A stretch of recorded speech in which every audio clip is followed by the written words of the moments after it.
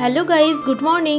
সকালে উঠেই আমার প্রথম কাজ হয় বরের জন্য টিফিন বানানো। ওকে খুব সকাল সকাল ব্রেকফাস্ট খেয়েই অফিসে চলে যেতে হয় ডিউটির জন্য। এই মতো আমি সকালে উঠে স্নান করে সব কাজ কমপ্লিট করে নিয়েছি, আর ঘড়ির কাঁটাই তখন প্রায় 7:40। আজকের মিনি ব্লগটা কিন্তু একটু অন্যরকম। সকালের মেনুটাই তোমাদের সাথে শেয়ার করব। যে মেনুতে থাকবে চিড়ে দিয়ে পোহা, মানে সবজি দিয়ে, যেটা আমার বর খুব ভালোই খেতে ভালোবাসে।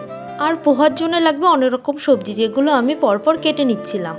হ্যাঁ, তোমরা কিন্তু ভেবো না আমি প্রতিদিন ব্রেকফাস্টে আমার বরের জন্য পোহাই বানাই, কিন্তু একদমই নয়। আমি এক এক দিন এক এক রকম ব্রেকফাস্ট বানাই আমার বরের ডিউটি যাওয়ার আগে।